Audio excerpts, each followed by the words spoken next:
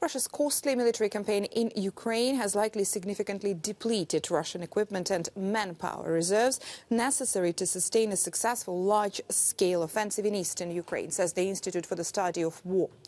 Russia's inability to regenerate expanded mechanized vehicles in the short term further restricts Russian maneuver warfare capabilities.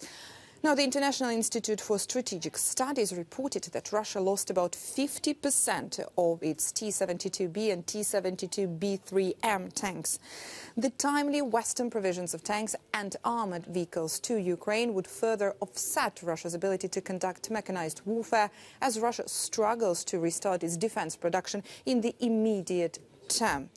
Ukraine likely continues to have a window of opportunity to initiate large-scale counter-offensives over the next few months, but its ability to do so likely rests heavily on the speed and scale at which the West provides it with necessary material, particularly tanks and armoured vehicles. Now, the UK Defence Ministry adds that across Russia, the airspace forces likely maintain a largely intact fleet of approximately 1,500 crewed military aircraft, despite losing over 130 since the start of the invasion.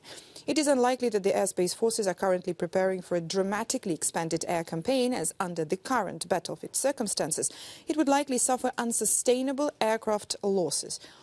Overall, Russian air power continues to significantly underperform in the war, constrained by a continued high threat from Ukrainian air defenses and dispersed basing due to the threat of strikes against Russian airfields.